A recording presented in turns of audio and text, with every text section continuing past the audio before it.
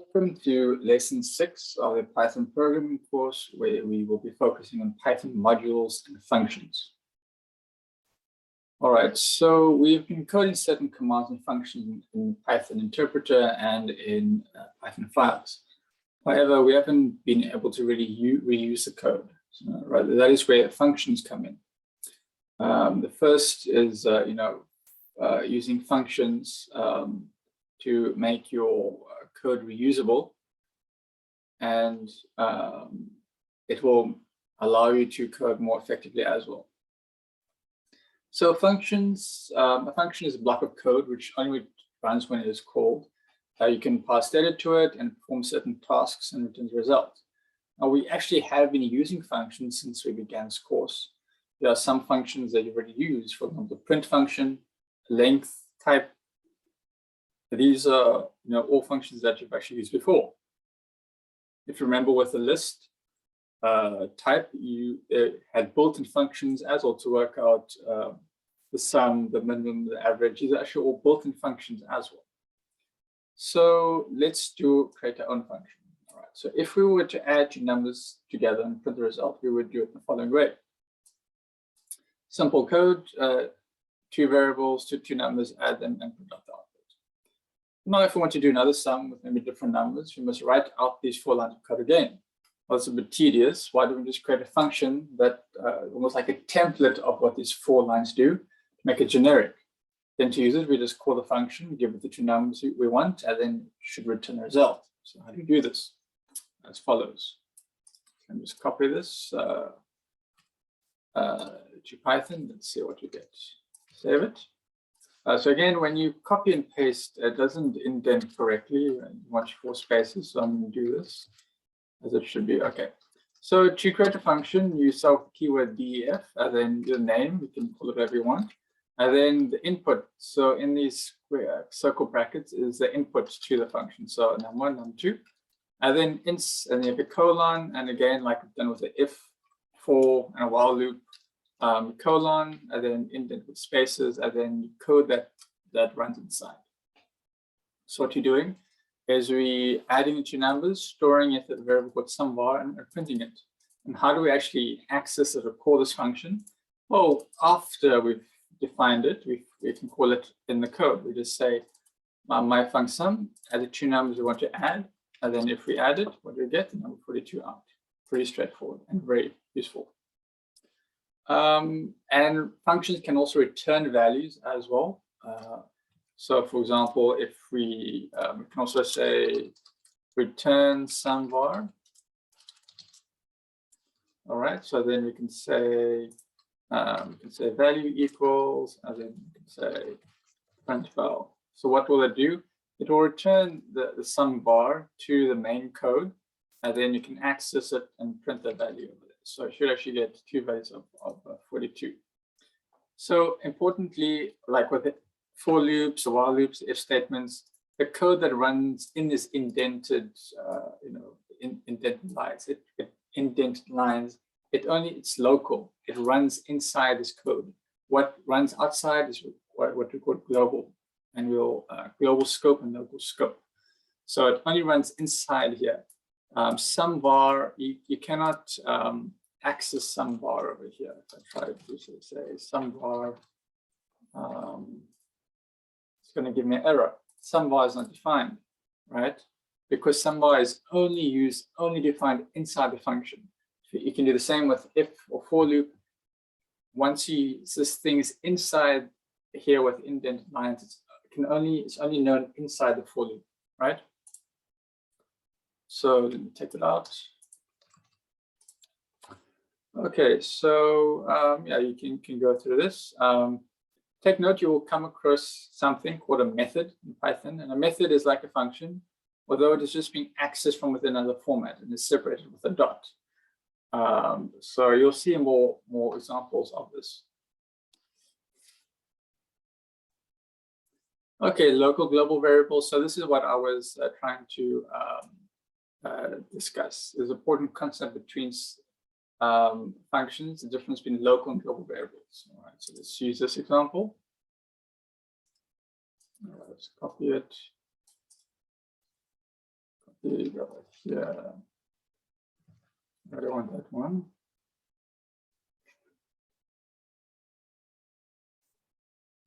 Copy.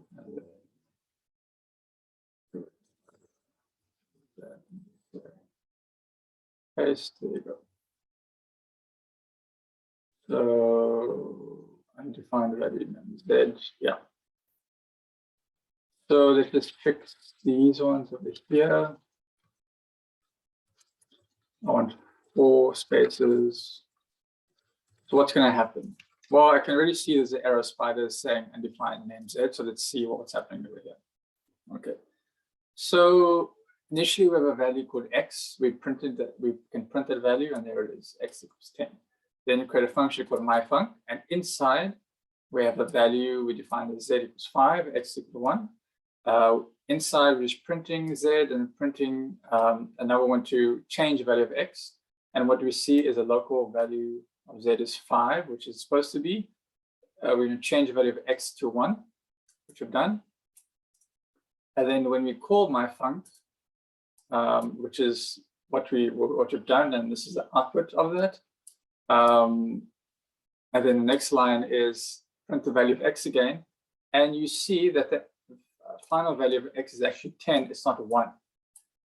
It didn't change the value of X to 1 here, because again, only what happens inside is local. It only happens inside here. So value of X takes this value of a 10.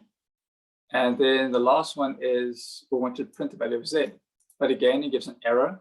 Z is not defined. It's only defined inside the function. It's only known inside the function, not inside the rest of the code. So the rest of the code is global. Inside the function is what's called local code. All right. So this explains the example and so we know it's global variables and local variables. All right. Yeah, so I can go through the examples. If I want to maybe force the Z to become like a global variable, I can use a global keyword, and you can go through the example and you can figure out how it's done. Okay, the input function, this is quite cool and useful. If you actually want like create a calculator, then you can do that. Can do that quite simply. You can run this and let's see. Sum score 21. So enter your first number, maybe make it 10, second number 20, and then add two numbers together. So this is like an interactive way of creating a calculator. All right, so we can go back to the notes. You can go through that. All right. So what happens if we have a lot of functions and we want to split it into multiple files? Well, we can create them as Python files and we call them Python file itself. So if you have a group of, if you have a Python file with functions in it, we call this a module. And a group of modules is called a library, right? So let's, you can follow the example here. So to do this, you first create 2 files, one called mySumModulePy. So let's create that. Create a new file. Save it as mySumModulePy.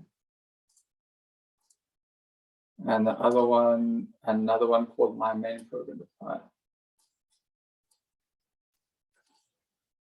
Create another file, save it.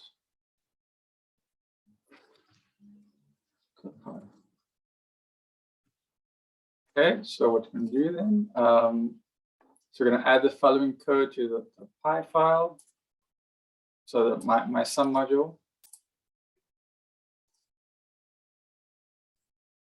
My sum module, going to add it there. I think a quick way to fix the indents is actually just to say control plus I think it's this key over there. It's like a square bracket thing. So it's a shortcut. I think that should work. And then And then the main program, important thing is we import the module.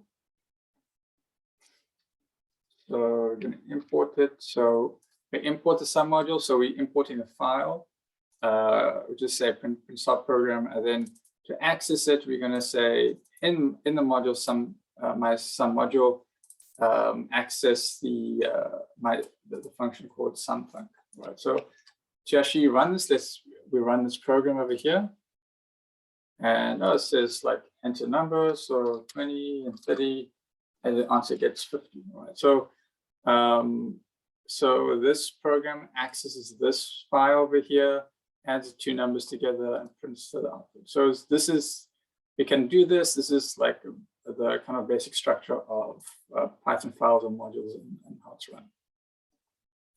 All right, so libraries. So as I said, libraries are a group of modules, built-in functions. So to maybe, there are a lot of built-in ones that you'll use, and one of them is matplotlib, which is to create graphs and plots and figures. So we can just copy and paste that, and we'll show you how that works. So go back here to my test file, copy and paste that, save it, and run it. And that plots it. So currently it's actually plotting inline. You can actually plot it outside. So I think to do that, you have to go so tools, preferences. Let me let this run, and then I have to go to, I think it's Python interpreter.